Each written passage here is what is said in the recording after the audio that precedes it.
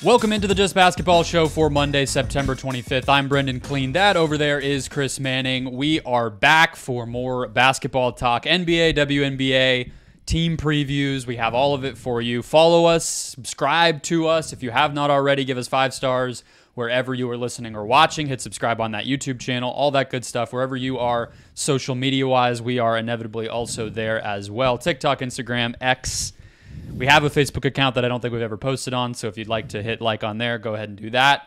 Before we get to Damian Lillard and the latest reporting, I want to tell you guys about Homage, an ultra-comfortable specialty apparel company with NBA and WNBA licenses that uses vintage-inspired designs to pay homage to the greatest stories, traditions, and figures across sports and pop culture. Use the link in our bio and our show description to make your purchase. Support the Just Basketball Show. I feel like a lot of people have October birthdays, Chris, September, October. Just buy a shirt, buy a hoodie, buy a nice hat, something for a loved one. Use our link. I mean, we get some of that. Look, it's getting cold if you're not where Brendon lives because certainly but not. I had a nice fall-ish day, Cleveland, Ohio. Walked around. I had a Cleveland football hoodie on. You contributed to their win. I did absolutely not. I can't even get little the H homage on there. H. Got a little H on there. Yep. Looks kind of like you're advertising the Apple Watch. We don't have an Apple sponsorship, but we do have an homage sponsorship. Not yet. But look, they're cozy. They're warm. It's NBA season, WNBA season. In the playoffs. But if you want like a Phoenix Suns hoodie, a Detroit Pistons hoodie, you should go buy all one. The throwback stuff, all the NBA Jam stuff. It's great. All right, let's get to Damian Lillard. I do not have my Jimmy Butler homage shirt on. I've worn it many, many times since the rumors first came out, hoping that the time I wore it, maybe the trade would come and I would really just nail the timing. And today I just finally bailed on it. But there is news. There is chatter regarding Damian Lillard. I think where we should maybe start, Chris, because the actual pertinent part related to Lillard is 2 things. Both from Mark Stein, although one of them is Mark Stein aggregating Brian Windhorst, which I thought was pretty great because Wendy hates that. So Stein had it that the Toronto Raptors have convinced numerous teams, this is a quote, around the league that their interest in trading for Lillard is genuine. The uncertainty at this point stems more from gauging Toronto's true willingness to push all the way forward with its Lillard pursuit when it's believed that the all-star guard behind the scenes remains so resistant to the idea of becoming a Raptor. We also had, of course, this week the weird report that he would ask for a subsequent trade if he ended up somewhere that wasn't Miami, which is just goofy. But the part from Wendy, Chris, that I think is really probably the single most important piece of news that didn't get enough attention this week, and this is another quote from Windhorst this time. The one thing I think that maybe has been miscast from the start is I don't think the Heat are desperate at all to trade for Damian Lillard. I think they want to trade for him, but I don't think it's something that if they don't get it done wrecks their season. There's a tremendous desire from the Heat's fan base to acquire Damian Lillard later, but I don't think the Heat has ever approached it like it's the be-all, end-all. I don't think the Heat and Blazers have engaged in talks. We knew that. There has been a misjudgment in the way it's all viewed that this is something the Heat have absolutely got to get done. I don't think that they view it that way. Is he going to be a Raptor? I think this opens the door for that. The door feels very much for Damian Lillard to go to Toronto. And that's not something I really expected, to be honest with you. What I don't get about this, Brendon, I think, more than anything else, is I think I get why the Heat would believe in their culture and feel that way. I kind of think they're wrong. Yeah. I think they're wrong. Like, I understand you believe in your culture, be able to find guys. You need to just go get star-level players. You have to go trade for them. You don't have anyone that's close to this internally. And I know Dame's 33, but guess Jimmy Butler's 34. He's going to be 35. He just turned 34. Okay? This is not someone where you have 5 years left at like a prime. Like your window is now. Bam not as at his like maybe at his apex, but Bam Adebayo is 26. Ready to win. He's ready to win. Your other 2 best players are ready to win. It's kind of the right situation to just say, F it, we need to go get Dame. Yeah. And then use this belief you have in your culture to support everything else. Like maybe they are looking at the last year's playoff run as like proof of concept. I think that's the wrong lesson. I don't think that's a lesson you should learn. The lesson you should learn is we have something really great here that no one else can really replicate, that no one else knows how to do. But it's time to do what we've done in the past. Go get stars that get you to the finals, and then believe in this thing we've developed over time to round out the roster and give ourselves the best chance to win. That's it. End of the day. I think they're misreading the situation if that's really what they believe. Yeah, that was exactly my read on it. To hear that they're not in a hurry to do this, that honestly, like, I hate to get so conspiratorial right away, but it's like, I just maybe wonder if that's posturing from Miami that got through to Windy. I tend to think Windhorst avoids that type of stuff, but we know he has relationships in the Heat organization, and I just wonder if they're just bluffing really well. Because everything, not only with what you just said, which I think was all incredibly true, and their best seasons have come with star players. Like, they can pretend otherwise, but they've won championships with Shaquille O'Neal, Dwayne Wade, LeBron James, made the finals with Jimmy Butler and Bam Adebayo. That's the God-honest truth. Their best season of the Jimmy era came because they made a trade for Andre Iguodala. They wanted to get Danilo Gallinari. They got Jay Crowder, and their season turned around. This is not something that's just driven by, a Nikola Jokic level second-round gold mine that they hit and developed because, no, they develop role players. And so I just think it honestly feels like it must be posturing as a result of that. But the other part of it that I think speaks to why they can't possibly believe that is that all their offseason has been pointed in the other direction, right? They let Max Strus go. They let Gabe Vincent go. They have a rotation now. I mean, their starting lineup, most likely, you have Butler, you have Hero, you have Martin, and you have Bam, and then I would assume Josh Richardson, right? And then bench-wise, you're rolling back the hits. It's Lowry, it's Duncan Robinson, maybe Nikola Jovic is ready to play. It's Thomas Bryant, it's Kevin Love. Like, we just spent 2 months marveling at the fluke of a team like that making the NBA Finals. For them to think that's ever going to happen again with potentially even less talent, they obviously would get Hero back, but they lost 2 key players in that and didn't really replace them. Like, that feels crazy. So I kind of just can't believe that they would believe that they're flying high. But there is the other part of it, which is that they could be keeping their powder dry for Giannis or something else. I kind of don't. We didn't plan if we were going to discuss that. I kind of don't want to. No. But from Toronto's standpoint, that makes perfect sense. We were going to do the Raptors preview today, and I spent a lot of time watching and thinking about the Raptors, and they have a Damian Lillard-sized hole in their team that Fred VanVleet left for them, and Dennis Schroeder is not going to fill for them. And they don't want to tear down. So if you're not going to tear down and you need more scoring from your perimeter rotation, and you have the salaries to make a trade, going and get Damian Lillard, even if he costs a lot and is 34, kind of makes perfect sense. So I buy that this could happen. If the Heat are going to be stubborn again like they were with Kevin Durant, then I think Toronto could swoop in and make something happen as long as they're willing to give up what they're going to need to give up. Look, the moment is now for these trades, in my mind. I think you just at a certain point got to go for it. I think there's a certain point where you just have to pursue this. I think there's certain points where if you're Miami, even if you're tantalized by the next big thing who might be better, I think you got to go for it. I think the same thing for the Knicks as well, right? Like I think sometimes you just got to be like, let's go get the A+ talent. You think the Knicks should get Dame? I don't love that. No. I meant last summer with Mitchell. I kind of was just like, I don't. Yeah, even if you have concerns, even if you're like, could Joel Embiid be available in a year? Could Giannis be available in a year and a half? I get it. Like, I get waiting for those guys, but at a certain point, I just want to go get the good players and try to win basketball games, like, at a certain point. Yeah. I really just think sometimes you got to just, like, carpe diem, man. Live for today. Let's ride. In Toronto, if they do it, I would get it. I don't necessarily know if I would 100%, like, love... Like, the Kawhi, if you look at the Kawhi thing, that worked out for them. They won a title. I don't know if you put Dame in this if you're getting the same ROI, right? Like, I don't know if you're getting the same return and same success. I also I would feel trepidations if I'm them about Dame's salary. I just would. I think you could feel nervous about that as he hits his age. But I would also get it to say, like, hey, let's get a guy who was all NBA caliber last year, who's better than what Fred was for us. Who's definitely better than Schroeder, who could really make us someone to be reckoned with in the East, which will be really competitive. But we believe in Scotty. We believe in whoever you can keep, whether it's OG or Pascal or whatever. I would get it just to say go for it. Why not? And that is an organization that has also proven it can pivot if it doesn't work out. Yeah.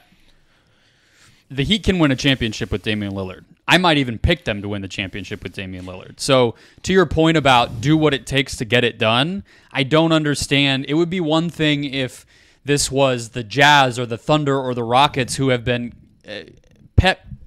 stacking first-round picks and young players and all this. That type of a trade, the first move is one that you should be patient with. The last move is not one you should be patient with. And I think the same could kind of be said for the Raptors, although they're in a weird spot because they're okay with being in the middle in a way that not a lot of other franchises are. So they're not as easy to stack and say they're rebuilding or they're tearing it down or they're all in. Like they're kind of all of those things and none of those things all the time. But the thing with the salary from Toronto's standpoint is they really don't have anybody that they're married to long term. Like maybe that Pirtle salary is a little tough to deal in a couple of years. I think they maybe slightly overpaid him. That's fine though. It's only $20 million. Pascal Siakam is on an expiring contract. He may or may not be in that trade. I would think probably is not part of that trade because you get a lot worse if you lose him. You're probably talking about something centered on OG Anunoby as the best player going out. Maybe a couple of other of their young guys like Precious or Grady Dick or whatever, like you were saying. And Koloko, I think, has some potential. And then a bunch of picks, right? Grady Dick in Portland seems right. Sure. Yeah. He seems ready for it. So, like, if that's what it is, you figure out the Pascal thing. There is the potential that you have two guys on close to Supermax types of deals. It's not ideal, but that's why you're good at drafting and sign veteran role players the way that Toronto does. Like you have Pirtle, you have Gary Trent, you have Schroeder still, you obviously have Scotty Barnes who would be a major part of that team, and whatever the rest of their rotation ends up looking like. So I do think the salary, it's like it'd be stupid to ignore it, but their books are kind of cooked up right now in a way where the time is sort of now, So let me just ask you, if I think we agree on Miami being one of the title favorites if they got the Lillard thing done for roughly what we assume the package would be. Are the Raptors? No, I don't think so. I don't. So what's different? Why not? No Butler? No Bam? No Butler. No Butler, no Bam. I think that's as simple as that. I think Scotty has something to prove for year 3. He's also really young. I think Siakam is really good. I don't think he's as good as Jimmy. I don't think it's close. I think Siakam's really good. He's kind of a combination of Jimmy and Bam. He's not as good as either one, but it is kind of funny. He does a little bit of what each of them does. Yeah. Yeah, and this isn't like if you go back to look, some of this was based on the Kawhi injury stuff and his contract situation. But when they traded for Kawhi, it was DeMar, Jakob Poeltl, and a 2019 pick. Yeah. That this would be a little bit more of a gut. That's an L on the Spurs side. Like that's just an all-time head scratcher, though. Yeah, but then we're only 4 years later, 5 years later from that trade, which seems about 10 years ago, and yeah, it does. They have Victor Wembanyama now, so worked out. Light years ahead. I'm going to say no. I think you're right. Would you have them? Would you go? Would you say it's like then Boston? Let's just say they get Dame. OG's the big piece. They trade out some of the other filler, and they keep Scotty. Do you think they can get Dame without? Guys. I don't think they have to give up Scotty. That feels no. They would. No, because Miami doesn't have a Scotty level prospect to counter with. That's not on the table anywhere else. So, but would you? So I would have Boston and Milwaukee ahead of them, right? Okay. Sure. And then it's I think a pack of Toronto and I guess Miami. Just because they're going to be there, and I just don't want to count them out ever again. And Cleveland and New York, and they're kind of in that tier. And the Sixers have to be in there as well, just because they have Joel Embiid. But that situation's also weird, and I don't know how to talk about them. I think Toronto would be right behind Boston and Milwaukee, maybe even with Cleveland. that's kind of where I would see things. I do think it's fair to say that this team is not incredibly deep in a way that a championship team needs to have answers for every type of opponent, every type of injury stretch. It would be a pretty strong pivot from how young they are and everything else, that a lot of their guys are, oh, maybe he's this, like, let's try them in this kind of lineup. Like, that's been their approach for a few seasons now. So it would be a jump, especially to do it in September when you don't exactly have like, oh, let's get the minimum guys at the end of the bench that'll make us feel even better about ourselves. Like that opportunity is also passed. So it would be hard for the Raptors to jump into that very top stratosphere when you're looking at Boston, who has like 4 starting level guards and 2 all-NBA caliber scoring forwards and 3 all-star caliber centers. You know what I mean? Like that's hard to compete with. But I think just the core of Lillard, Siakam, Barnes, Poeltl, like that's a 4 that makes sense together, provided that Barnes can continue to develop and is old enough that you would feel like it's ready to compete, at least the Lillard Siakam part of it. So I would do it if the price is right for Toronto. If it's something like Anunoby, a couple of their other young guys and picks, but I also kind of think the Heat can beat that offer if they really want to. And again, I do not understand why the Heat wouldn't want to beat that offer. I do not understand at the end of the day why the Heat wouldn't just throw it all in for Dame. I don't get it. You can't convince me that's not a good idea for them. Yeah, for sure. And Anunoby, as far as where he is pay-wise, he's already and overlap with Jeremy Grant and stuff, like also not a perfect centerpiece for Portland, in a vacuum either. Speaking of Portland and whatever else is going on here, what jumps out to you? Jake Fisher had a lot of good reporting. There's been other stuff elsewhere about the other machinations at play when you're hearing Utah, you're hearing Chicago, you're hearing Phoenix, Indiana. What are the parts of this that you feel like are most interesting, most surprising, most likely to happen? Like, where's your head go?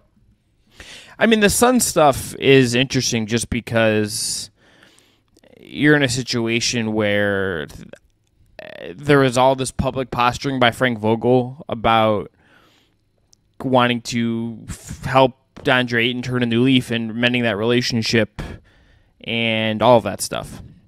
Mm-hmm.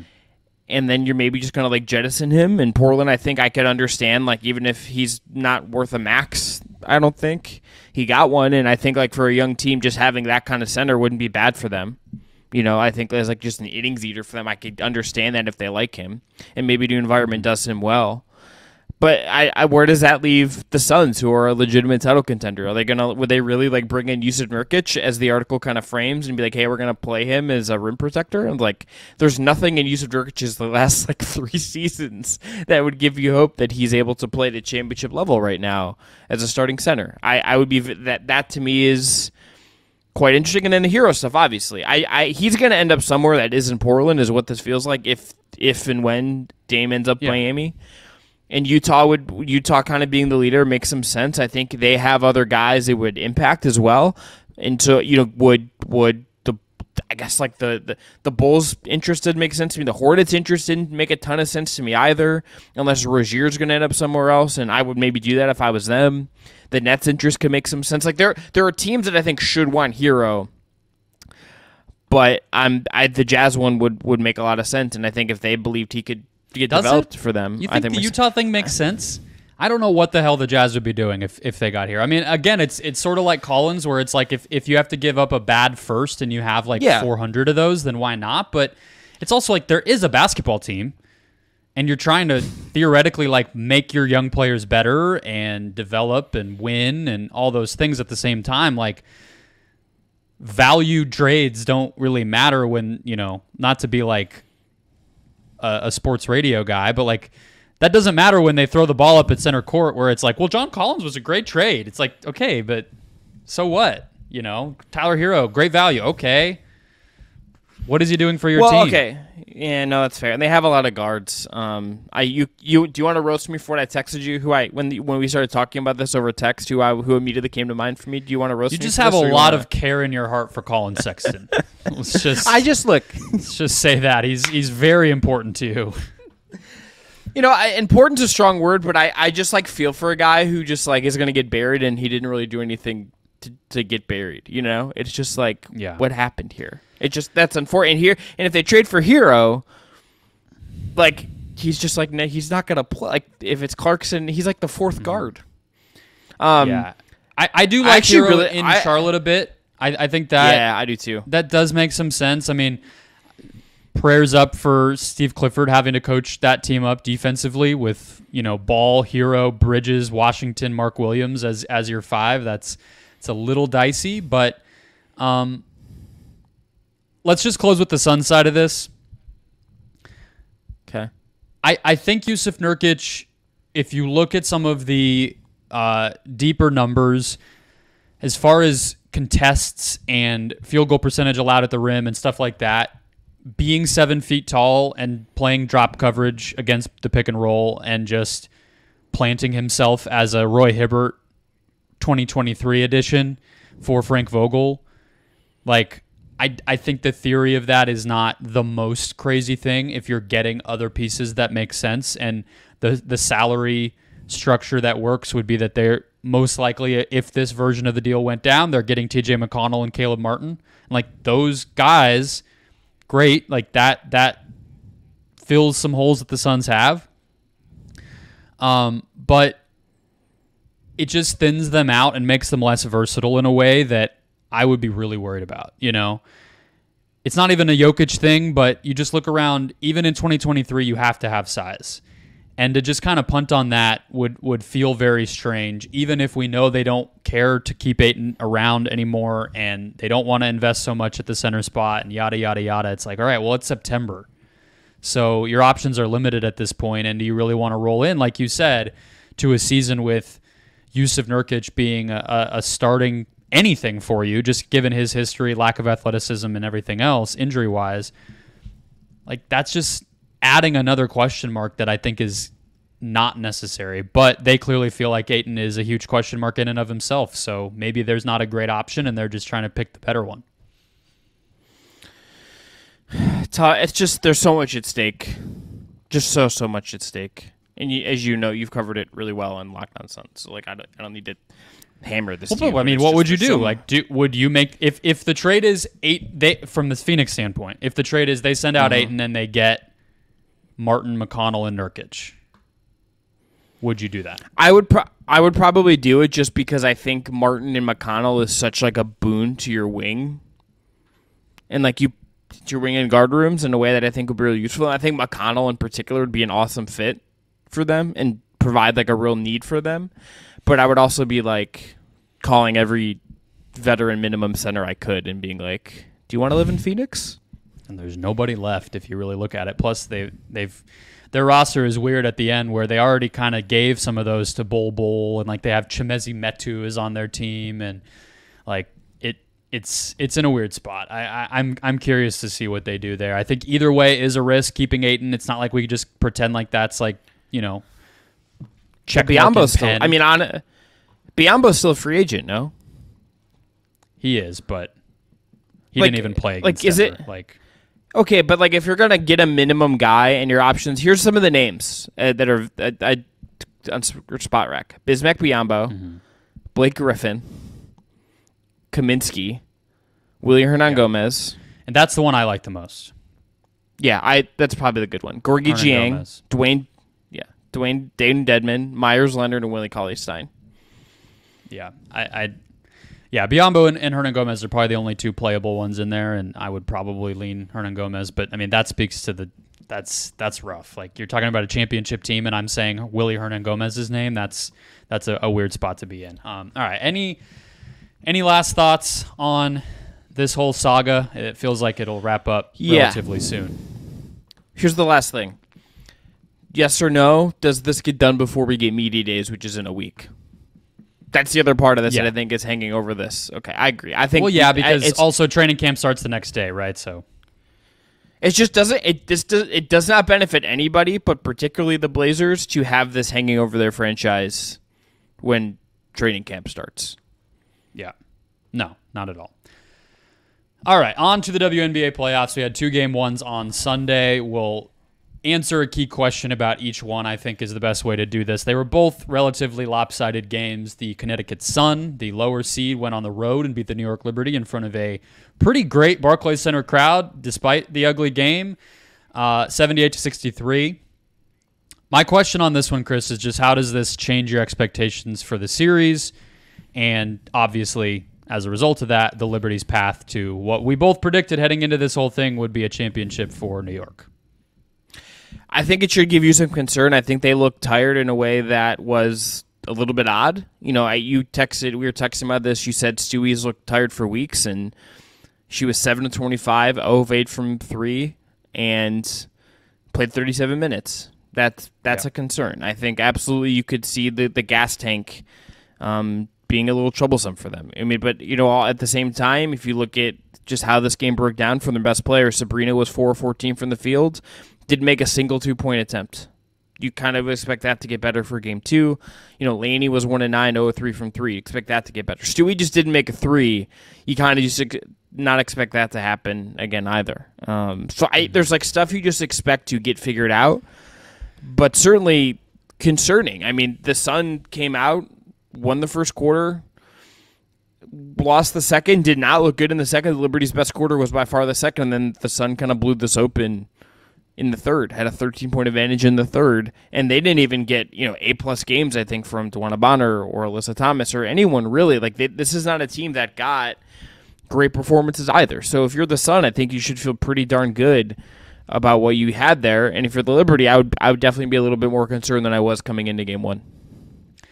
Yeah, I think everything kind of went right for Connecticut in the box score, from a box score standpoint, right? So they stay even with New York on the glass. They turn New York over, and they get the ball is just moving, and the sum is greater than its parts offensively in the half court in a way that New York's wasn't. You know, you can look at 20 assists to 17, but you know, especially Alyssa Thomas with 10, that's an indicator that everything is cooking for them when she's able to find open teammates consistently. And then the thing for them is always the perimeter, right? So when you get a big first half offensively from Tiffany Hayes, she had 5 fouls, so didn't play much the rest of the way. And then you get 6 of 10 combined from 3 from Rebecca Allen and Natasha Heidemann, then that's kind of it. And then Rebecca Lobo pinpointed it really well on the broadcast, saying that Olivia Nelson-Ododa being able to come in and play defense and rebound the way that she did allowed her to guard Jonquel Jones. And you saw immediately the impact that allowed Dwana Bonner to start to have as an offensive player. And she went absolutely off in the second half and was a big part of why they got that separation, because she wasn't having to guard somebody who has like 50 pounds on her or whatever it is, right? So everything sort of stacked up in the right way. I think this series won't be easy. My answer to that question as far as how it changes our expectations is probably not a lot. I would expect New York to win game 2, take care of business, and I think if this series went 5, it wouldn't surprise me, but I don't think it would have surprised me before this game either. So Stewie has to be better. Maybe you see them put the ball in Sabrina's hands a little bit more. I think they need to just play their bench more, period. Like, just roll with it. Like, you can't run everybody into the ground. The W playoffs aren't long, but they're also, you know, there's still 6 more wins before you got a title on your hands, so you can't be playing everybody 40 already. But we'll see. All right. Aces beat the Wings 97-83. Did not look difficult. I thought this was the best ball movement game that I remember seeing from Vegas since Candace Parker went down, maybe. I mean, that assist-wise, whatever, I'm sure there's people who watch every game that might feel differently, but it was just really, really crisp. 54, 44, 100 shooting night for them as a team, Chris. So question on this one: are the Aces overcoming our concerns about them? Does a performance like this coming off of the first round where they were also dominant start to make you feel like they are the real great dominant team that we always thought they were? I feel like probably yes. Like, I think if there's anything about these playoffs, about the path they've been on so far, is that they have just looked like they flipped the proverbial switch, and are like, okay, the season is real now, and let's just take care of business. And they're getting great play from everywhere. I mean, A'ja Wilson just dominated this game. 34, 15 to 21 from the field, 8 boards, 4 blocks. She is unguardable with the bigs Dallas has to throw at her. She just is going to own this. It didn't matter that Stokes took 3 shots, and it just doesn't matter that their bench is iffy. Like the way Kelsey Plum played, the way the way Jackie Young played, the way A'ja Wilson played, the way Chelsea Group had those 4 players, but led by A'ja, just kind of controlled the entire game, and it was close for the first half, and then the third quarter is just a bludgeoning, and this team knows the gear it can get to. The third quarter, the smile, they had a sequence in the third where they got an offensive rebound, and they just swing it back to Kelsey Plum in the corner, and she sticks a 3, and she's smiling. This team knows it can hit this gear that his other team can match. And you also, I think, Brendan, felt the wings get kind of frustrated. I mean, this was not a good game for Arike Ngumbawale. This was not a good game for Satu Sabali. This was not a good game for Natasha Howard. Their offense just didn't come. And I think you could feel the frustration for them in a way that you just never do with the Aces. Yeah, to me, the big key was the ball movement, like I said, but also the fact that the Wings did not really dominate the offensive glass, right? Only 3 offensive rebounds for McCowan, 3 for Howard, 1 for Kalani Brown in 14 minutes, which is low for her.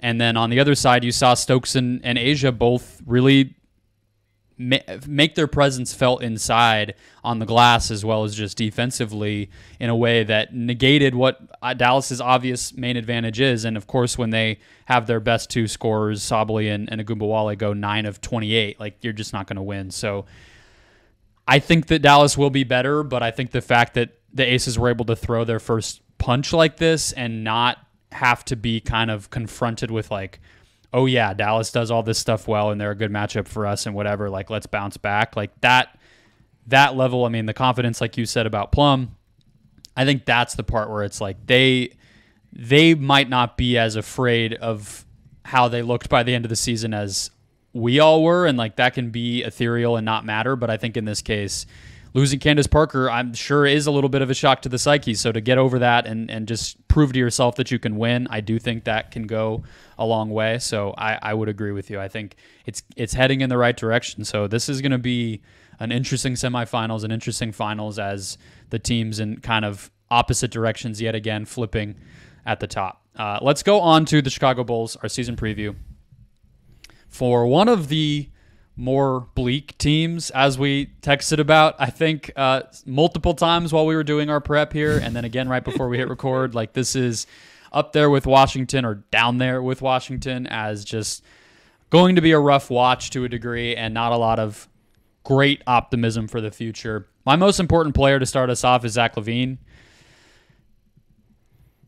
I don't think there's a lot to be said about Zach LaVine that hasn't been said. They're obviously shopping him. We didn't mention Chicago in the Lillard conversation, but they're kind of lurking there. It seems like they want to get off of LaVine's contract. But as far as what he is as a player, the thing that jumped out to me watching a couple of their games back, including the play-in game where he actually was pretty good, is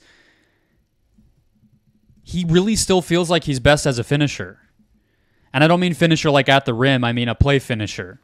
He just hasn't become the level of passer, of breaking down the defense from the perimeter with his dribble and turning that into a great shot consistently. That's just not there for him in the way that it is for the other best guards in the league. And I think that's why their team is not as great as you would like it to be. That's why he hasn't lived up to his contract. Then, of course, the defense isn't great, but I think we talk about Zach LaVine as if he's kind of right there, but he's just like a ball hog or this or that. The conversation to me, it should just be that he can't create advantages for his team in a way that drives an awesome offense. And that's a big problem for how much money he's making and for whatever this team's going to be. So I don't think he can change that this year, but I guess that's the point I want to make about LaVine and why I think it's going to be so hard to deal him if they want to. Yeah, I think he is someone that I could see being really great on a third team. as like a third star on like a good team, but I don't think he should be the driver of like a great team. I think the situation in Chicago, we've seen what that is. And it's like sort of my answer for most important player was him or DeRozan. I think it's just you pick whichever one you think is just going to kind of walk into a bigger year that kind of drives the version of success this team has kind of put itself in the corner of. Or who you think's more likely to get traded. Well, and like I would answer that this way. It's like LaVine, if I was a team that had a longer window, I could talk myself into it. Like if I was like, I wouldn't do this if I'm the Kings, but like I could see that like a team like the Kings that is just kind of starting. You could be like, can we talk ourselves into this because he's a little bit younger and all this stuff. With DeRozan, it's like the Lakers are like would just be like that. That's the kind of team where he would make more sense to. Like they think they feel different needs, but they're both kind of filling a similar role on this team where it's like handle the ball, score a bunch. We'll try to support you on defense, and maybe that can get us to like 40 wins even without Patrick Beverley. So I might have the same most important player. It's either LaVine or no chuckle up the Pat Beverley thing. Because I don't know if you looked at the lineup data on this, Brendan. The Patrick Beverley, like, bonkers.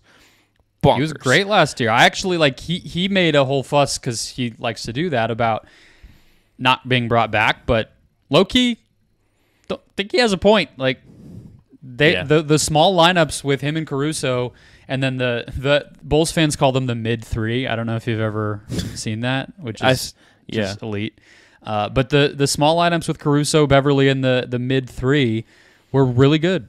So I think Beverley, I mean, they replaced him with Javon Carter, right? But yeah, but again, the difference between DeMar and Zach is DeMar is a creator.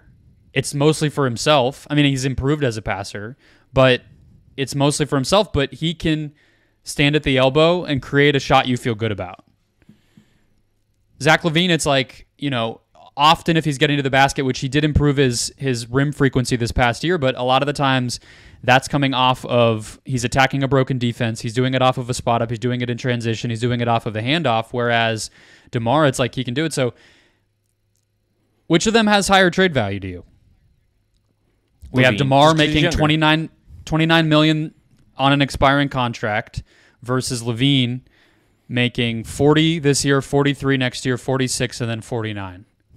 So he's under contract through 2027, and he is younger, but he is, what's his age?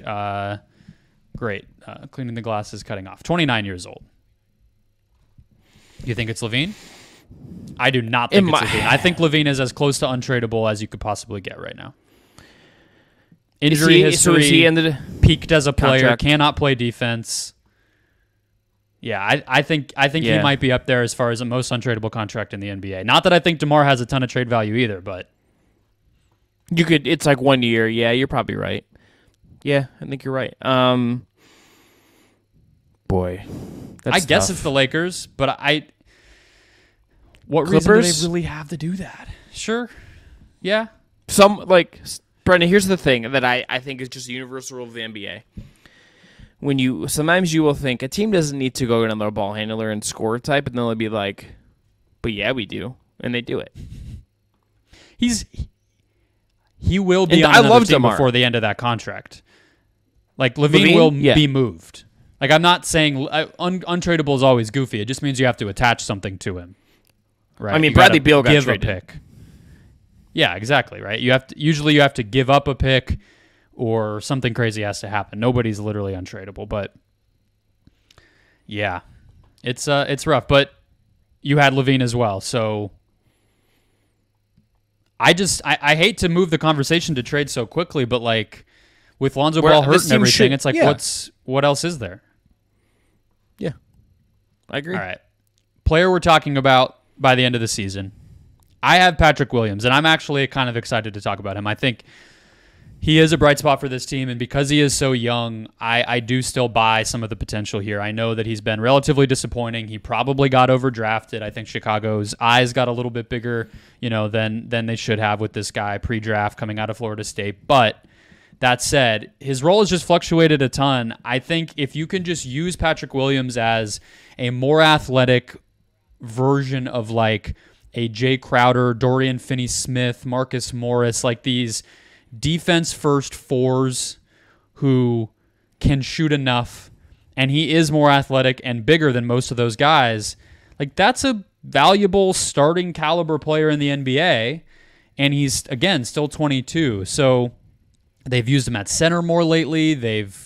He's started to kind of level out as a shooter, it feels like. He's not trying to score off the dribble and that type of thing quite as much. Like, if they can just mold him into what he's going to be in the future, and I think they can this year, I like him. So I guess all hope is not lost for the Bulls. Who did you have? I have Patrick Williams as well. I don't know who else you're picking on this team. Like, honestly, that is much. This is as much about like still believing in something that Patrick Williams can be like a contributing player on a good team, because he has the skill set and the size that like every team, some other team should be trying to like rehabilitate. Like, you could tell me he got traded tomorrow to like the Pacers or like the Heat or like the Grizzlies or just someone else that's a little bit further along. Mm-hmm. And they're just like, they figure it out with him for whatever reason, or like pick a team with a great player development. Like, he went to the Thunder and he just like became like useful for them. Like, okay, like wouldn't doubt it. There's not another young player on this team that I'm like, sign me up. There just isn't. Who else could you even talk yourself into? Dalen Terry didn't really show you like much as a rookie. That's a rough The rookies one. are he not. got drafted more recently than Patrick Williams, and we're already saying like, yeah, probably not. That's a whiff. They loved it, as I think we talked about with Jack McMullen from the Just Sports family once. Like, they pick exactly that player in every single mid-first round for as long as Bulls fans can remember. It's Denzel Valentine, it's Chandler Hutchinson, it's Dalen Terry, and honestly, like, going for broke with Patrick Williams, fantastic. Like, why not? So let's put it this way with Patrick Williams. Can he be better than these two guys who have already gotten paid? DeAndre Hunter, Keldon Johnson.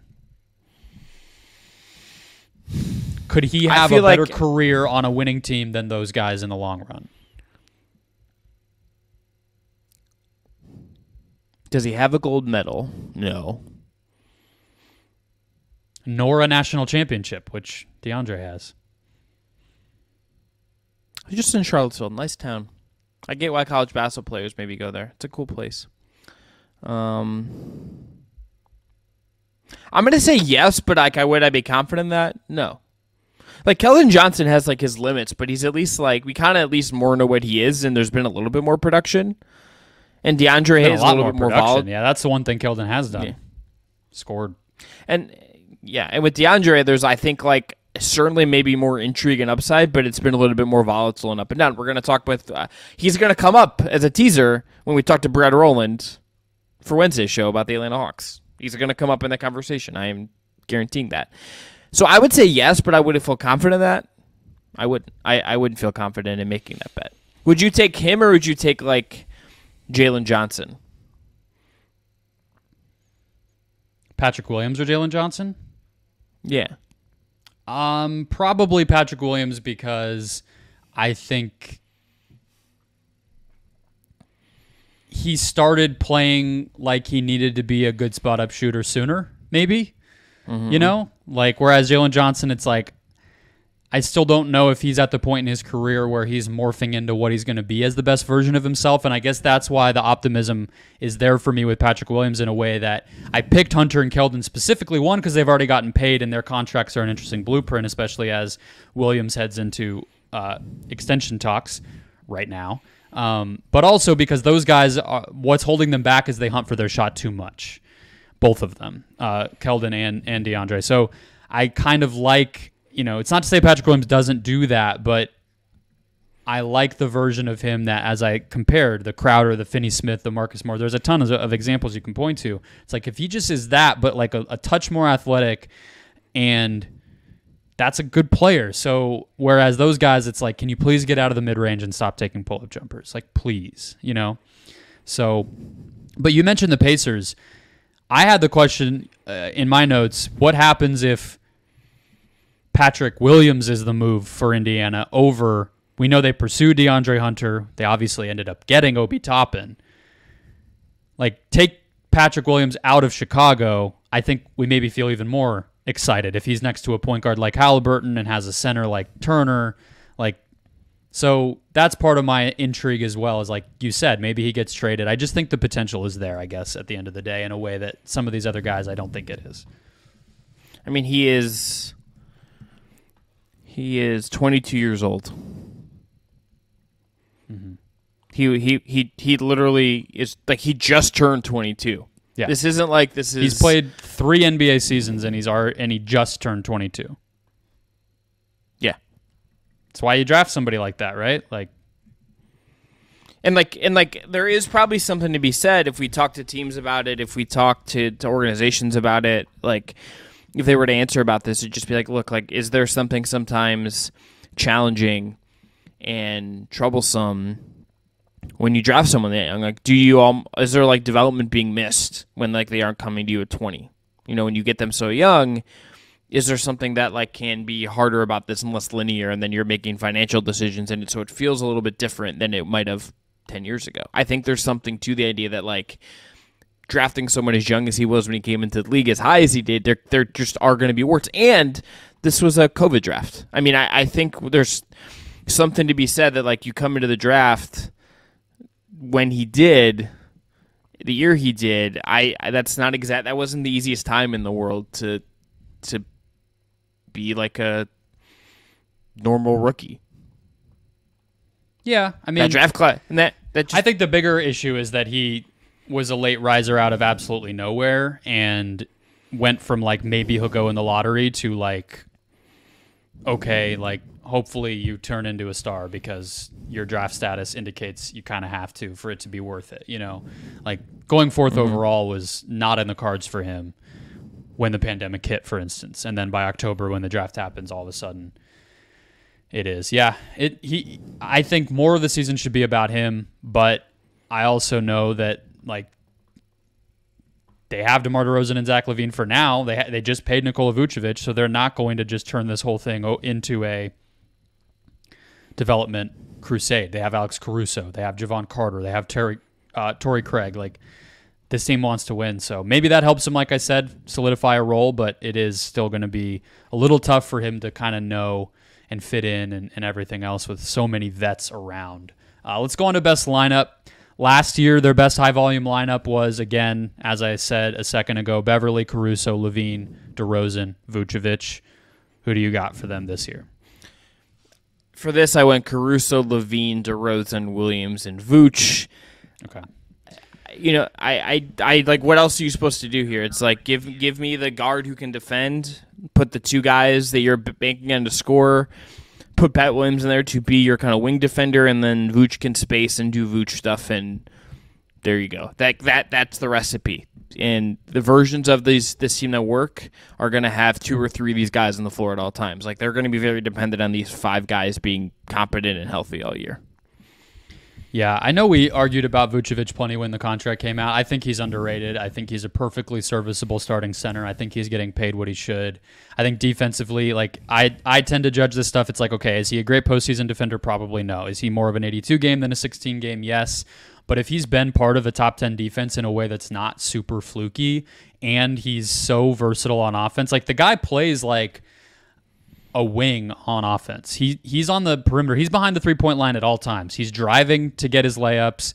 He's taking threes. He's playing the dribble handoff game. Like, I think that he is pretty good, and I wouldn't be surprised if, I don't know, maybe he has a little bit of positive value on the contract, maybe like next year. I'm not sure about that, but at least neutral. I think he's somebody who can play on a good team. My best lineup, I mean, you said what else could you do? I just did the same thing as last year's, but put one new guy in who is kind of their replacement for Beverly. So my best lineup for the 2024 Chicago Bulls is Alex Caruso, maybe the best guard defender in the NBA, and somebody who, if he starts to take even a few more threes, gets even more valuable. Contract is awesome, but that's not super important. Javon Carter, their replacement for Patrick Beverly, basically. You worry about if he can guard bigger the way that Beverly does. Beverly can guard forwards. Can Carter? Probably not, so that will limit them, but he's also a better shooter.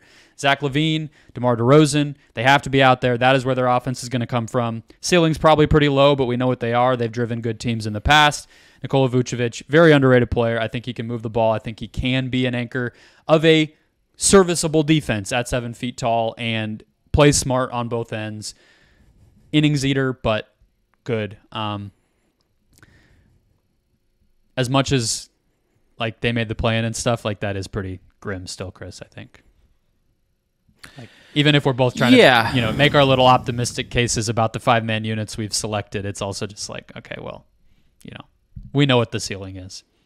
So what's your best case? The best case is that somehow the defense that was 5th last year, like the defense was 5th, and I understand, like I've read enough and like to listen to people talk about this where I think I kind of understand why, but it still just feels like bizarre to me to say the Bulls had the 5th ranked defense last season. I think you have to hope that carries over, even with some of the personnel changes, and that like that carries them to a lot of wins, and then they just score enough to make it all work. That this was a team that, with I think buoyed by that defense, was 4-ish wins better than their numbers suggested. So like they're based on their net rating and stuff, they should have won 4 more games than they did. But that's to me, Brendan, the thing with the best case, in a way that I don't think is the case with teams. I think some teams better than them, and then I think also teams with better young talent below them. I think their best case is just very thin, and there's like one path they can take, and I don't think I think that's like, as much as we talk about like the middle, quote unquote, where you don't want to be, and maybe this is just what happens when you're in the middle. I think when your path to success is basically one path, one way things can go, and you don't have a lot of outs, I think that's when you get really stuck. And I think that's where I feel like the Bulls are right now. Yeah, I think that's well said. I just, to me, like, their best case has actually nothing to do with winning. I mean, what you're describing was last year. Yeah. So, is that look what that was? I mean, it doesn't even really matter if it's repeatable because, like, is anybody really going to say that's a best case, right? Like, so I just went the other direction. I said, best case is Chicago finally trades LaVine and DeRozan, faces reality to get some actual young talent in the door, even if they don't fully bottom out, i.e. they probably keep Vucevic, they probably can't move Lonzo, etc. But and then I had worst case, they chase the middle again, get a mediocre draft pick, and still have no clear vision for the future. Like, they just have to get honest with themselves. That, Brennan, that you're saying the thing that most NBA teams just like seemingly refuse to do. It's you're saying teams, we know who it is. It's the old guy who runs things, right? It's the old guy with the money. That's who doesn't want to get bad. Sure. In every case, yeah. I'm not even saying Chicago. I mean, I think it's like a testament to a good GM if they're able to convince an owner to be bad. Yeah. All right. I think that's fair. I just hear. Let me ask you one thing. What do you from last year defensively, with all of things we've said, and like even with the Pat Bev stuff, and Jim and Conquer, what about is this team? Do you think they can go back to just being a top 10 defense? I'm not even going to say top 5 again, but can this team be a top 10 defense again? Okay. Yeah, because so they're deep and they're old, right? So that helps off the top. Not old, but they're veteran, right? So like Javon Carter, Torrey Craig, those guys have now been brought in to fill some of what they lost. They have Vucevic, who again I think is serviceable enough. They also still have Andre Drummond. So that is a floor that is hard to ignore. Teams shot poorly on corner threes against them last year. So we were talking about that we will be talking about that with the Pelicans after this. But they turned teams over at a really, really high level, which a lot of that, again, was Beverly and Caruso. They rebound really well, whether that's Drummond or Vucevic, and they just contest, like they switch 1 through 4. Drummond and Vuce are more mobile than like your average center, all things considered, like more mobile than a Yusuf Nurkic, who we were just talking about with Phoenix, right, or something like that. So, I mean, obviously a lot of this stuff is variable, but I think as long as they can force the turnovers and rebound, I do kind of trust that. I don't know if it'll be, top 5, okay, like maybe whatever, but they could be top 10. They could be at least definitely top half of the league, I would think. Because, like, at the end of the day, LaVine and DeRozan, I think DeRozan's fine. I think LaVine, it's like he's a pretty bad defender, but okay, like he's guarding the 4th best option. Like, how much damage is he really going to do, Yeah, it becomes more of a problem when you have to like scale that up to like win real games, and that's just not in the cards here. Like if they are like if they like end up as like the 6th seed and they got like the Cavs in round 1, then that's a problem because then like Mitchell and Garland are just gonna run over you. Or if you play like the Heat and they get Dame and they have Dame and Jimmy, or you play Toronto and they have Dame and Scotty, like then you're kind of screwed. But yeah, I mean that's what happened in the play-in, right? They had to have Caruso try to guard Jimmy, and it's just like that was it. If he wasn't going to stop him, then like nothing they could do scheme-wise, personnel-wise was really going to get the job done. I actually do think Patrick Williams played pretty well against Siakam and OG in the first play-in game. Back to him for a minute, but yeah. So I have over 37.5 for some of these reasons. They were a 44-win team last year, which I think you said. They've been on at least a 38-win pace each year that they've had DeRozan. So this era, since they signed DeRozan the past 3 years, they've been on a 38-win pace. One or two of those was a COVID season. And again, the depth, the veteran floor raisers are just there. I think if Caruso can be good enough, if Carter can be good enough, that's kind of like the one hinge piece. But it just feels like they can be what they were last year, to your point. So why would they not hit the over again? I'm going to go over as well, but I think it's like 40 wins. Yeah. I don't think they'll be. Yeah, that's a good call. Yeah. It's going to be barely over. They're not going to be like a real threat. And I would also just say they are one injury from like one of their key guys away from this just collapsing. That is very much in play. If Levine misses 4 months with an injury, if DeRozan gets hurt, or if they make moves and just exit all these guys out as another path, then you look at a real under and you look at a real reset, which like honestly like might be the healthier thing for the franchise in some ways from like a non-revenue standpoint. But if they run this through and see this through, yeah, it's wild that they were nearly a bottom 5 offense with those two guys. But Brendan, that doesn't feel wild to me because think about what those guys are. As good as they are making shots, what do we know about, like, as much as like shot making and the skill of one-on-one creation is fetishized, and it's super important because of what it means for you in the playoffs. It's not really the best way to, and based on what we know, and I think in just my opinion, to sustain really good regular season offense. Like, it just isn't. And like unless you're so elite at it. Like, you can do it if you have LeBron and Kyrie circa like 2017 and a bunch of shooters. You can't really do it if it's Levine and DeRozan in 2023. That's the thing that they don't have is the shooters. That to me, that's the big answer, and especially in the regular season. To your point, they don't have guys to space the floor, guys for kickouts. Some of their best players defensively aren't as good offensively, etc. And they're two players who are their stars. Again, I mean, LeBron's like a terrible example to compare somebody to, but like they don't get to the line either, Levine and DeRozan. So you're really talking about a heavy diet of contested jumpers. And you're right, that's a tough recipe, but it's just a very strange team. Yeah. All right. Talk about the Pelicans now? Yeah. We'll move on to Shamit Dua. Does a great newsletter called In the Know, has been doing a podcast for a very long time of the same name, and we will break down the 2024 New Orleans Pelicans with him and round out the show. Joined now by Shamit Dua to preview the 2023-24 New Orleans Pelicans. Shamit, we were joking before. I don't know if it's a joke to you. I think you and I, the last time we were messaging about this team, I think you said you just want to root for a fun team, and I feel that deeply. This is a big season for this team. They were obviously in the headlines quite a bit around the draft and whatnot, with both of their star players, on the trade market, depending on who you ask. So I'm excited for this one. Let's just jump right in, though. Who do you have for your most important player for this upcoming Pelicans season? The most important player, and I know it may sound obvious, but it's Zion Williamson, who has not played more than 30 games in a season except for once in his career. This is a big season for him and the Pelicans. Their fates are intertwined. I am hesitant to say that this is the year where everything breaks right and he plays 70 plus games, but certainly a a good amount of games is the expectation and what people are hoping for.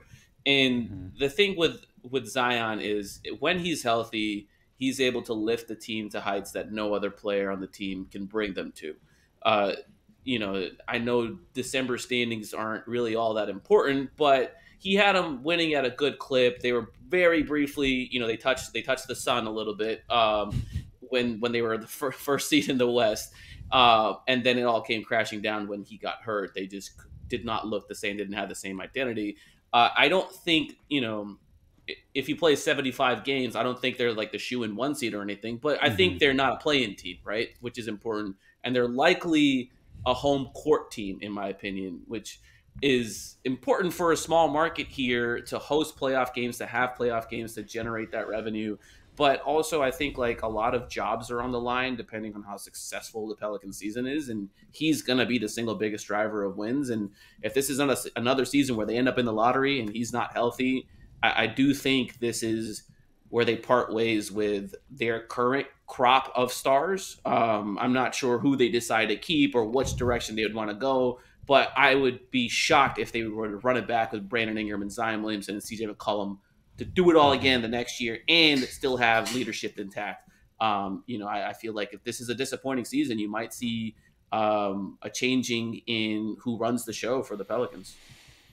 Chris, did you have Zion?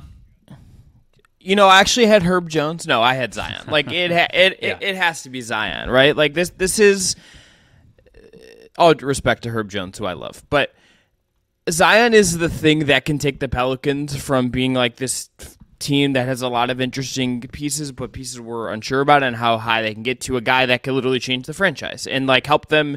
It's like, and we just have seen him do stuff that no one else really does, and like that is so rare. That is. You can't get that easily. And it would just be fun for anyone who likes basketball, who likes watching this guy with a weird body type who can't be guarded in all these different ways do stuff.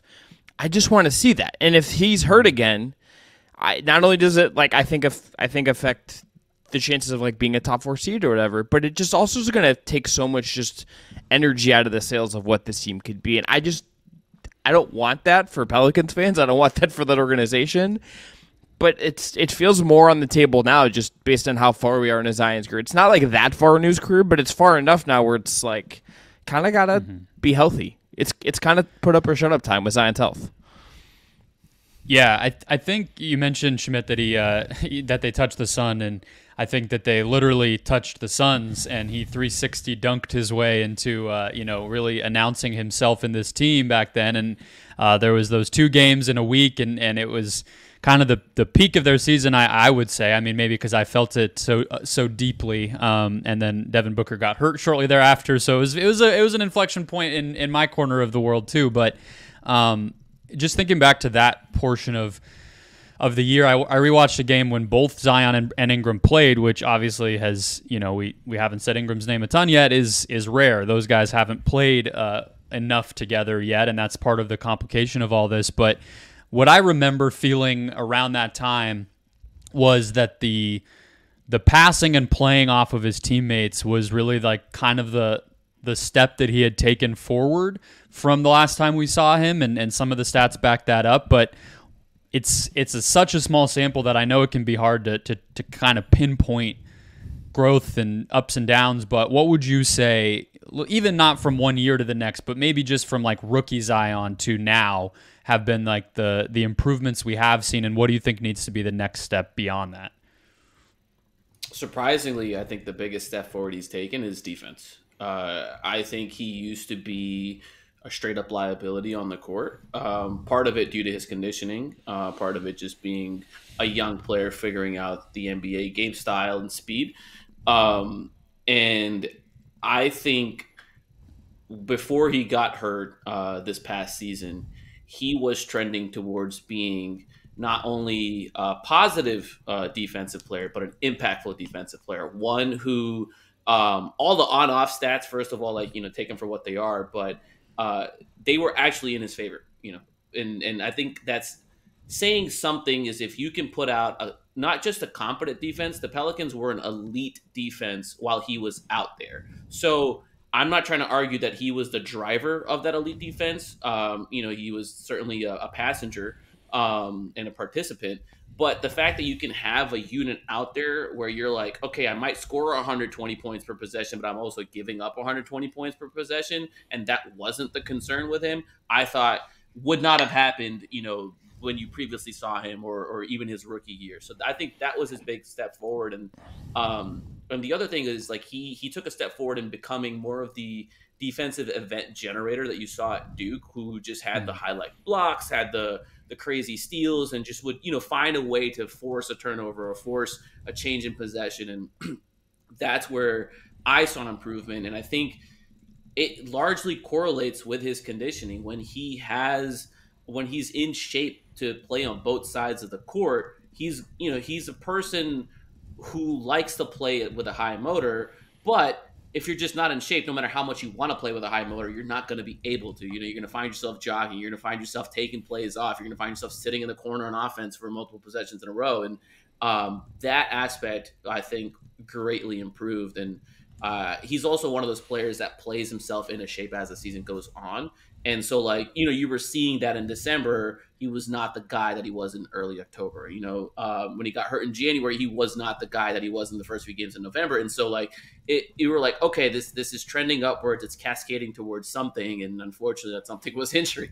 That's what it cascaded towards.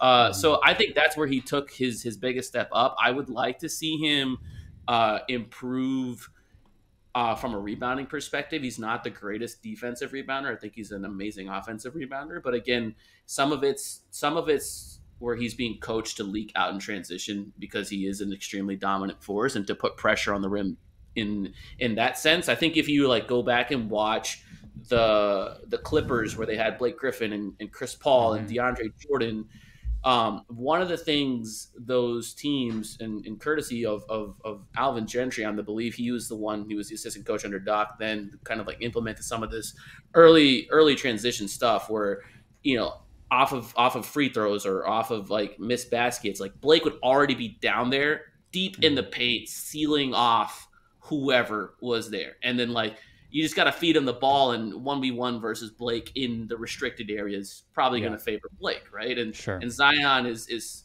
a similar force in that area, and so some of the rebounding takes a hit in that. But like, I would like to, I think the team as a whole relies too much on Jonas Valanciunas to clean up the glass, and I think Zion hopefully improves in that area. And the second thing I'd like to see him improve at is just like developing a little bit more of an in-between game. I don't need him to be a three-point shooter. I don't need him to be a catch-and-shoot guy, and he's not afraid to shoot them. He's not Ben Simmons. Like, he takes them when they're available, and it makes sense, right?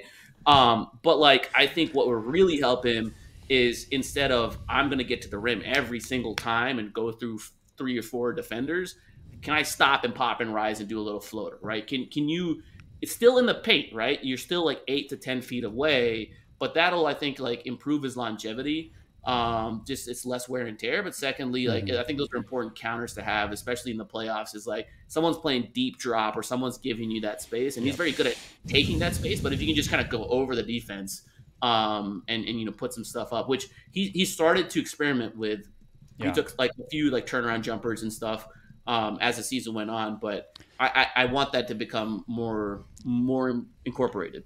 Yeah, and it's just less tiring too, right? I mean, like it's especially for a guy who we talk about it with Giannis, who's stayed way healthier. So if you're a player who has struggled with health, I would think coming up with adjustments that are not only going to keep the defense honest, but also allow you to calculate out your physical expenditure more consistently. I think that's kind of just what comes with learning the game, learning your body, learning the league, all that stuff. Some numbers to back up what you said before we pivot to the guy we're going to be talking about by the end of the year.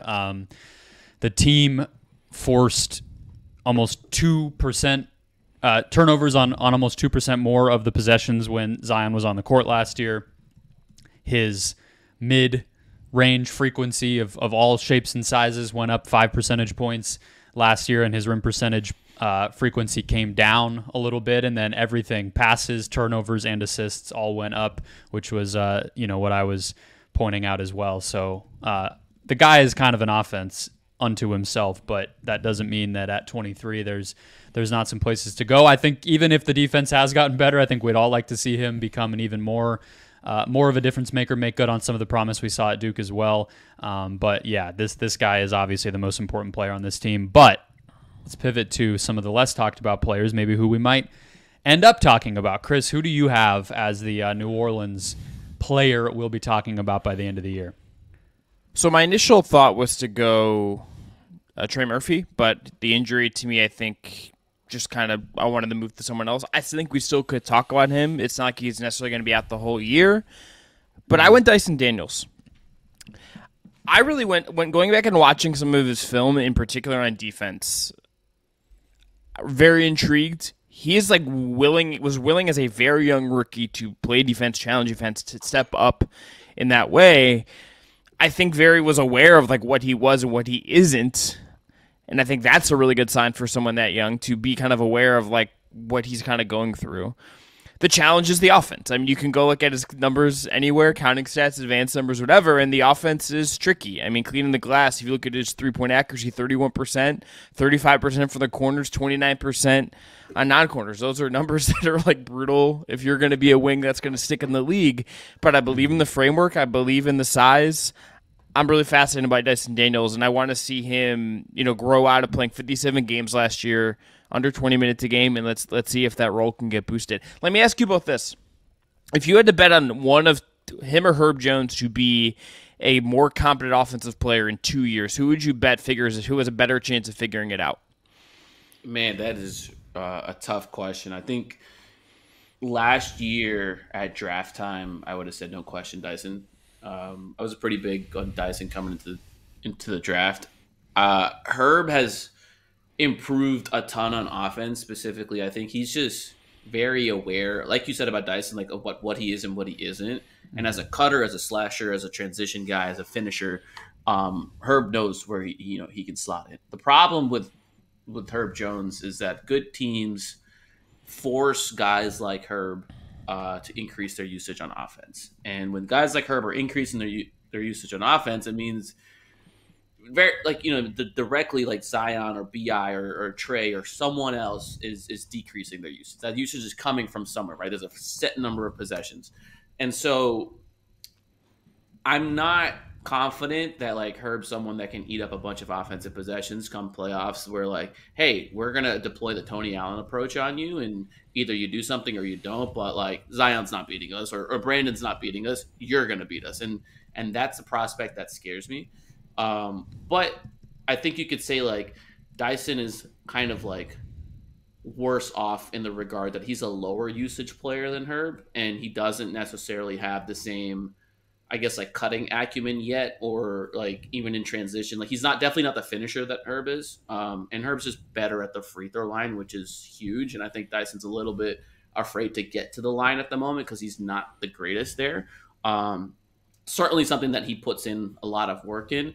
What Dyson would need to do to become a better offensive player than Herb is one of them's got to win the battle of who can become a reliable three-point shooter, a catch-and-shoot guy. Because Dyson, unfortunately, his best traits may be putting him on the ball.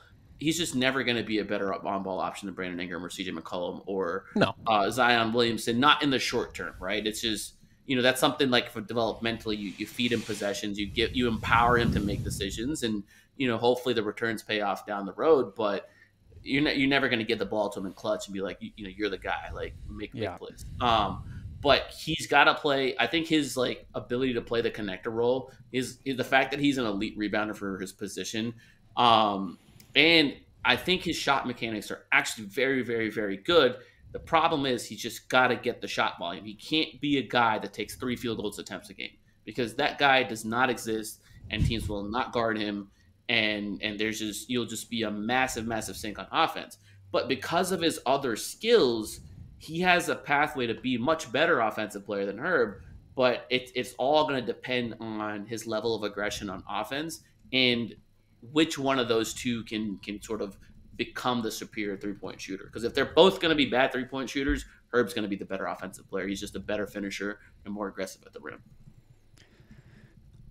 I had EJ Liddell as my guy that we're going to be talking about. I'm not sure if he's going to play, is kind of the part of it that maybe is worth talking about here. But, 2 years of solid three-point shooting in college, looked physically back to normal. I mean, I guess, whatever your mileage may vary on that at Summer League this year.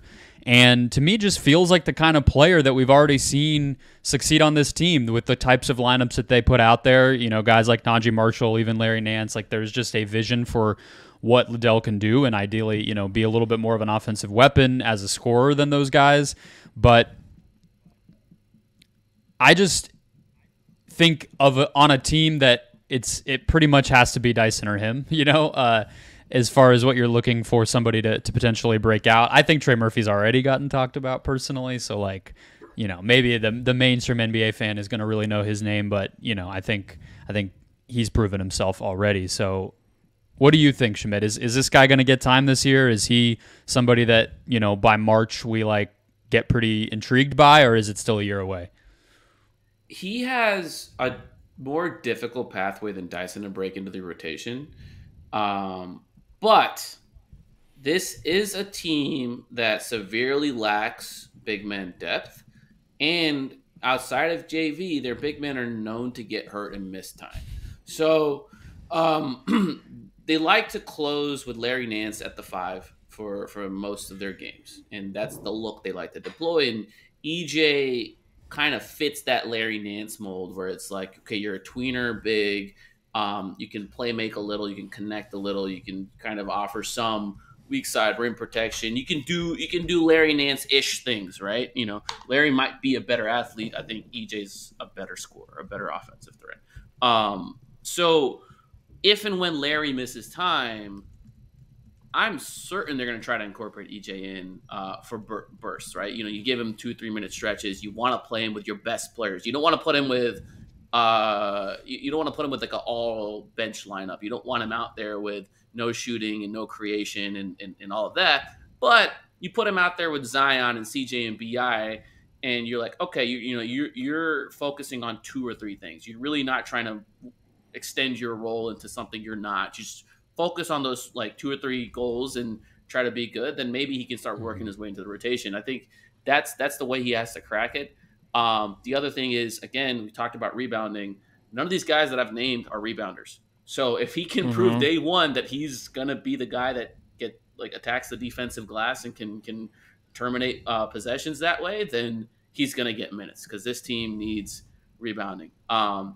Unfortunately for him, that they can also play Dyson at the 4. They can play Dyson 1, 2, 3, 4, maybe 5, depending on whatever rotation. They played Herb at the 5. Dyson's a better rebounder and honestly a better rim protector in my opinion than Herb. So he's got to convince the coaching staff that he can provide something other than Dyson in those minutes.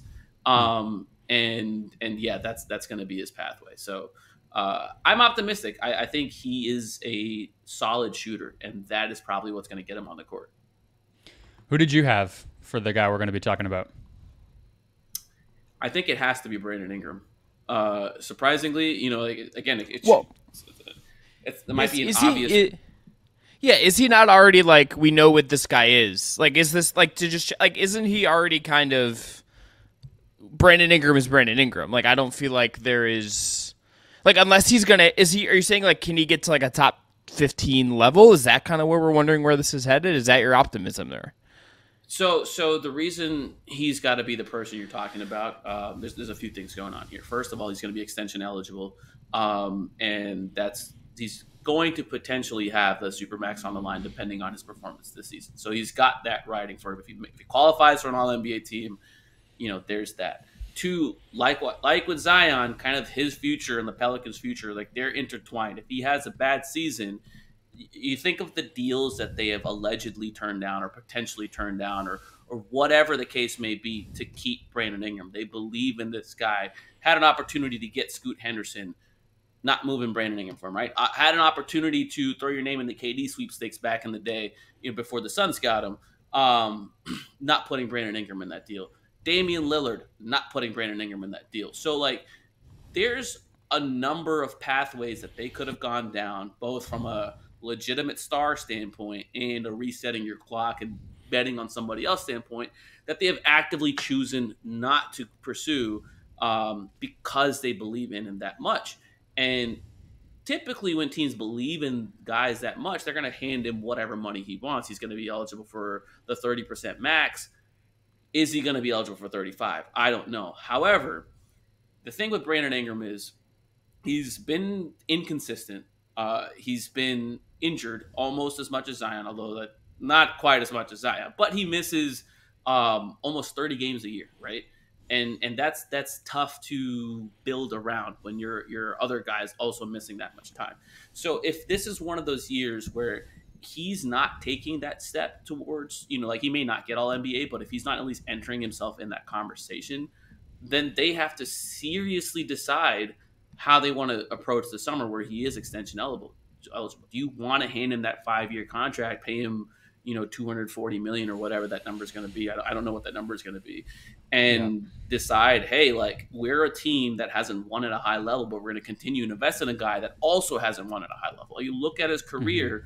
This past season was the only time he's had a winning season in his whole career. The only time. And sure, like, circumstances have been bad. Zion missed all that time, but it's not like BI was like the driver behind the winning season. Like, a lot of those wins came when Zion was healthy, right? When BI first came back from injury, they went like 2 for 13 over a 15-game stretch when he first came back. And it's like, that should not be happening if this is a guy that you're going to build around. So it's a pivotal season for him. He's got to show that he's consistently like a top 25, top 20, top 50, like something approaching that, rather than a guy that's closer to top 50, which is like, I think depending on who you ask, there's a lot of people who think like his impact's probably closer to a top 50 player. And then you ask some other folks, you're like, no, he's got everything. He's got he can rebound, he can play make, he can shoot, score from anywhere, 3-level scorer. Like, he's a top 25 guy, no question.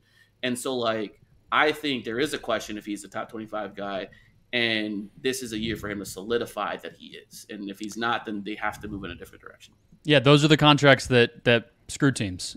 Zach LaVine, like these are the ones that if you do it when you're not sure, and that there is a question around some element of whether they can be a driver of winning as one of the best players on a championship team, but yet you pay them like they are, then that's really how you get yourself into trouble. So I think it's a great call. We can zoom through the rest of this. I think best lineup actually is a great place to jump. I had some stats. Zion and Ingram played 241 minutes together last year. That was a plus 13 net rating for whatever that's worth. They were, I believe, 7-5 when both players played in games. And then this one was kind of interesting. 155 total passes between the two of them in those 241 minutes versus 578 passes between Zion and CJ in the 620 minutes that they played together. Just a little bit of a, random way to show it, but those guys have not been incorporated together quite as much. At times it's just one of them screening for the other. It really can be that simple, but again, you got to see it for a long period of time, I think. So last year, the best lineup for this team, which we can move to now, was McCollum, Murphy, Ingram, Herb, Jones, and Larry Nance of the high volume lineups. So, Chris, I'll let you go. What is your best lineup this year for the Pelicans? Which one do you think by the end of the year is going to be the best statistically? So this is a little bit of a tricky one because, as we've hit on, I think, kind of talking around this, injuries last year really, I think, impacted a lot of us being able to project a lot of this forward. Like, I think that is a real part of this. I think you are doing some bit of projection with this. I think that is inherently part of the work we have to do with this team is guessing a little bit. So I'm willing to be told that this is wrong and stupid, but Lord knows. Okay. So I just went with the 5 guys that I like, and I skewed a little bit smaller. I went CJ, who we haven't really talked about, but like, it's still a good player. Like, he's still a good player who's going to get buckets. Trey Murphy when he gets back, Brandon Ingram, Zion, and Larry Nance. It has some size. It can switch a little bit with Larry. He can do some of the centery things that Zion, like, maybe you don't want to have him do if you're trying to keep him healthy. Larry doesn't love to do the, hey, can you like guard Joel Embiid for a couple possession stuff, because he's not that big, but he can do it if you ask him to do it and you incentivize him to do it. You get all your shooting on the floor. It's really long on the wing. It's just putting the talent that I trust to function on both ends of the floor, all on the floor together, anchored by Zion. Let's see what happens. Yeah, it's the one from last year that I listed, but with Zion and Herb Jones' place, and I think that makes absolute sense. I went away from Trey just because I am uncertain, but I think if he's able to get back to relatively normal, the shooting there, I would imagine he's going to drive some of their better lineups because it's the NBA and shooting tends to do that. So I'll go real quick. My best lineup for the 2024 New Orleans Pelicans, CJ McCollum. Yes, you're right. He is going to orchestrate and initiate and get buckets and be a floor spacer. I have Herb Jones here. I think the off ball and spot up and cutting and transition, he has figured out how to be a good offensive player for the most part in the regular season. I think Brandon Ingram will be in this lineup, of course. Two-way wing, we know what Brandon Ingram is. He has to be out there for them to be at their best. Zion Williamson, he is an offense. If he's out there, we'll be pretty happy. And then Larry Nance, that's their closing center. They like to switch. They like to be 5 out. They like to be versatile, and Nance is their answer there. So that's my 5. Who do you have, Schmidt? I'm going to preface this by saying that I am not a fan of the Nance at the 5 lineups. I know statistically they were good. I have zero faith in them versus like any like legitimate team and teams that are big. I just think a lot of the reason those Nance at the 5 lineups were really good was, one, Zion was just destroying everything in his path at that time, and 2, a lot of those lineups overlapped with Jose as well. So it was like the 3-man trio of Jose, Zion, Larry. Those lineups demolished opponents from the second quarter, like the first few minutes to like the 6-minute mark, whatever, the first time out.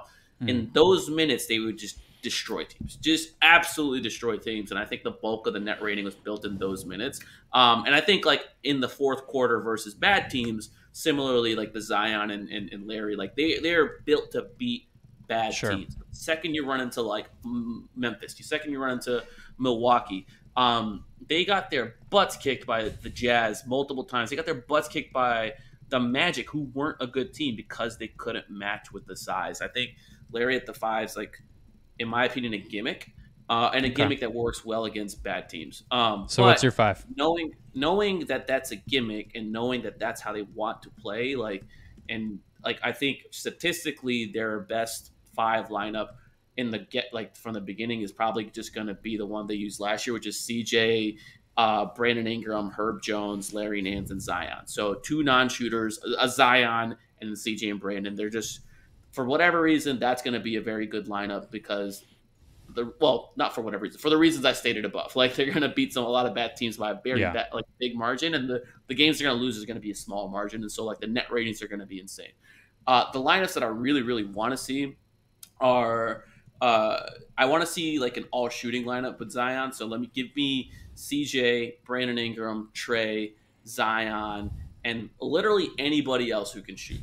So if that happens to be Jordan Hawkins, I want to see it. I just want to see like what the offensive the offense can get to. But most likely that 5th guy is probably going to be Herb. So like we're going to get Zion at the 5 or Herb at the 5. So I think that would be an interesting crew.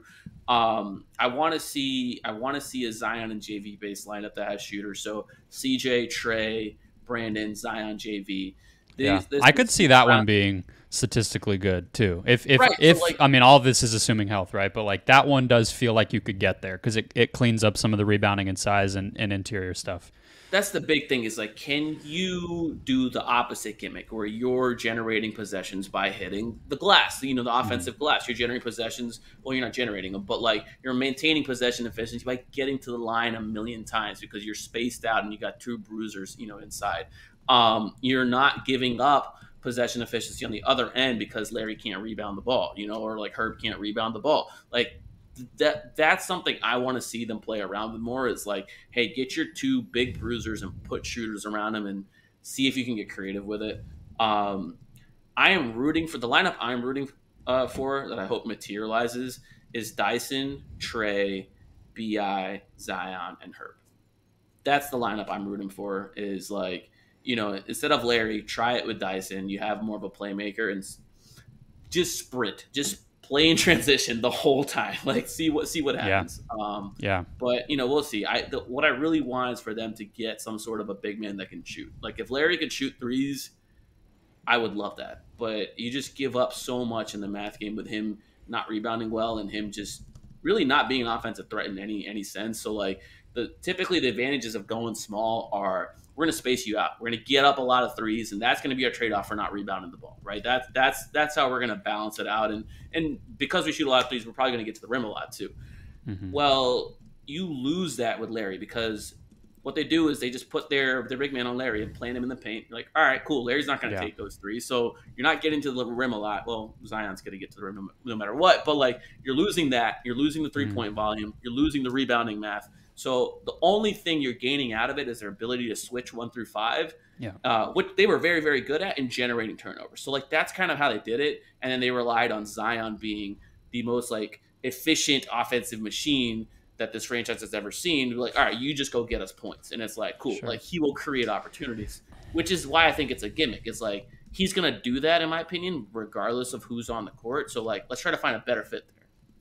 Yeah, it's interesting. I mean, Giannis is obviously a game-changing defender in a way that Zion isn't, but it as far as how you can build teams and some of the pitfalls you want to avoid, I do think the roster construction and lineup construction, like they just allow you to get away with stuff because they're going to create efficient possessions because they just live in the paint like that, and it's going to be interesting. I guess we're already so far into Zion's career, but like how they work around that versus how the Bucks did and vice versa. I think we hit on best and worst case pretty well throughout this. They have the potential to be a top 4 team in the West. They already were for a portion of last year that wasn't small. And worst case, I think Schmidt said it well. This was kind of what I had of like people's jobs are going to be lost, whether that's players, coaches, executives. If things don't feel better and the win column doesn't show that they're better, people will be moved on from, let's say. But the over-under is 44.5.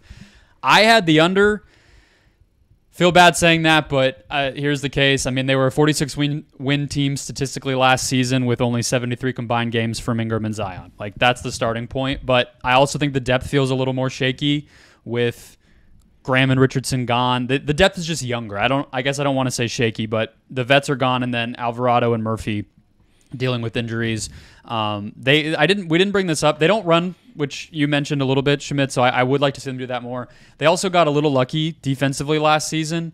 Teams only shot 34% from 3 against them, which was like a big decrease from the previous year, and that tends to be random. I don't think anything really about their defense like contributed to that too much where it would jump that way, so you would expect that to regress. Do they get worse statistically on defense just as a result, lose a half a game and a half more because of that?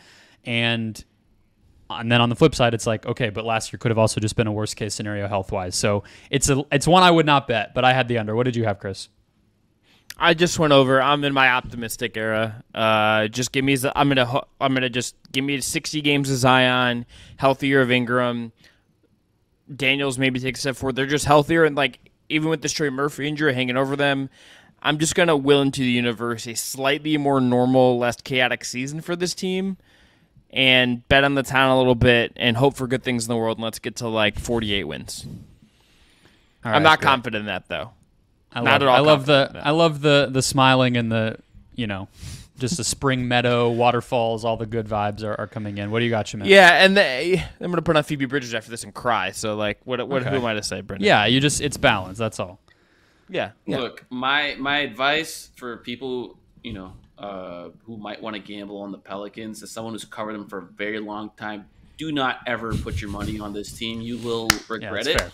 But if you are degenerate, and you are optimistic, the reason to be optimistic is they hold a treasure chest worth of assets. I think people know their jobs are on the line. They're starting the season in the tax for the first time ever. They're in the tax. Like, obviously, like they can get out of it by the end of the season, yada, yada, yada. To me, my reading of the tea leaves is they are prepared to stay in the tax and make a move for somebody that's a true needle mover. I think they know what's at stake here. So if you're an optimist, that's what you're betting on. By December or January or February, whenever the trade deadline rolls around, they have someone else that's on their team that can make a significant impact, or multiple, someone else's. So that's, if you're a true degenerate, that's your light at the end of the tunnel. Love it. Oh, right. Sorry, I didn't mention. I would say go under. Okay. So to be okay. safe. Yeah. I mean, it's not fully like advice, you know. I guess the trademark slogan on our network is it's not gambling advice, but even in that, it's more just like an analysis of the season. So, you know, we don't want to tell people how to spend their money, but yeah, I think there's just so many ifs here. I mean, that's obvious, but it's a good line given where they were last year, combined with the fact that there is a significant upside and a significant downside. It's a weird one for sure. But that will wrap us up. You can check Schmidt out at the In the Know newsletter. He is at Fear the Brown on X, Twitter, whatever you'd like to call that website, and he does great stuff. Like you said, he's been covering this team as long as I can remember. I mean, I'm not that old, but you know, does awesome work over there. So follow him. We'll be back with more previews of the Atlanta Hawks and Minnesota Timberwolves on Wednesday with Brad Rowland, maybe another guest. We'll see what we can cook up there. Maybe Damian Lillard will be on a different team by Wednesday when we next see you guys. Until then, enjoy the hoops. Follow and subscribe to us everywhere, and we will catch you